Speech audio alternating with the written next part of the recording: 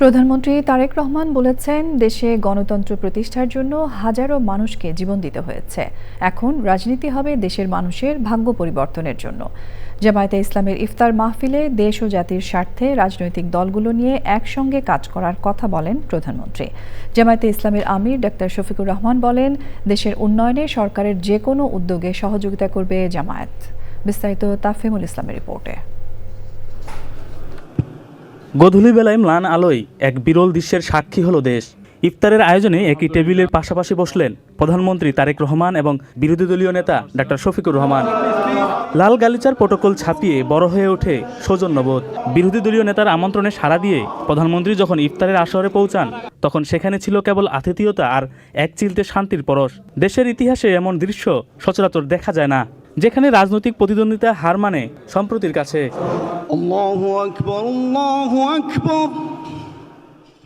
মুয়াজ্জিনের আজানের ধ্বনির সাথে সাথে যখন দুই নেতা একসাথে ইফতার করলেন, তখন যেন এক নিমিষেই ম্লান হয়ে গেল দেশের ইতিহাসের সরকারি দল আর বিরোধী দলের বিগত সময়ে মুখ না দেখার ইতিহাস। এটি কেবল একটি ইফতার মাহফিল নয়, বরং সাধারণ মানুষের চোখে আগামীর এক নতুন বাংলাদেশের প্রতিচ্ছবি, যেখানে মতভেদ থাকলেও মনের দূরত্ব নেই।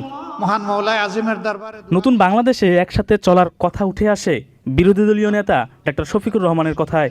তিনি বলেন, দেশের উন্নয়নে সরকারের যে কোনো উদ্যোগে সহযোগিতা করলেও জনগণের স্বার্থ বিরোধী কোনো সিদ্ধান্তের বিরোধিতা করবে জামাত।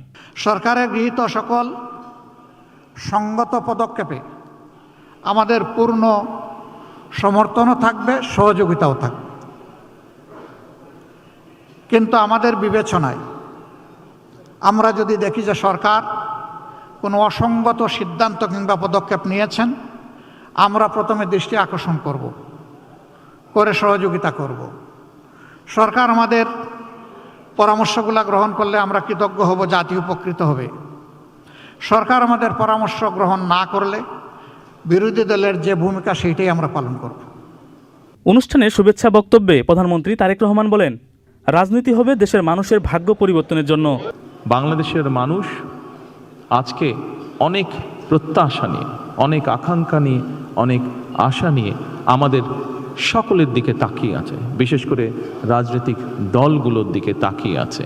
আজকে আমাদের এই ইফতার মাহফিলে আসুন আমরা আল্লাহর নামে শপথ গ্রহণ করি যে আমাদের আগামী দিনের কাজগুলো হবে এই দেশের মানুষের ভাগ্য পরিবর্তনের জন্য। প্রধানমন্ত্রী বলেন, গণতন্ত্রের পথ মসৃণ করতে সকল রাজনৈতিক দলকে ঐক্যবদ্ধভাবে কাজ করতে হবে। এই নির্বাচনের মাধ্যমে গণতন্ত্রের যাত্রা শুরু হয়েছে, যে গণতন্ত্রের জন্য বাংলাদেশের মানুষ প্রায় 1 যুগেরও বেশি সময় ধরে অকাতরে জীবন দিয়েছে, বিভিন্ন অত্যাচার, নির্যাতন, গুম, খুনের শিকার হয়েছে। এত ত্যাগের বিনিময়ে আমরা আজকের এই গণতন্ত্রের যাত্রা, যেটি সূচনা হচ্ছে বা হয়েছে নির্বাচনের মাধ্যমে, সেটির সুযোগ পেয়েছি। এই ত্যাগের মাধ্যমে, এই আত্মত্যাগের মাধ্যমে হাজারো মানুষের অত্যাচার, লক্ষ মানুষের নির্যাতনের মাধ্যমে আমরা আমাদের বাক, ব্যক্তি স্বাধীনতা, গণতান্ত্রিক অধিকার চর্চার সুযোগ আমরা ফিরে পেয়েছি। ইফতারের দাওয়াত দেওয়ার জন্য জামাতকে ধন্যবাদ জানান প্রধানমন্ত্রী তারেক রহমান।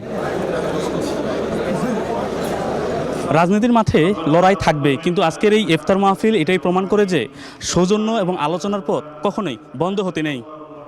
রাজধানীর চিনমৈত্রী সম্মেলন কেন্দ্র থেকে তাফহিমুল ইসলাম, চ্যানেল আই। বিকাশ পেমেন্টে 10,000 টাকার বেশি অফার। শপিং চলছে তো।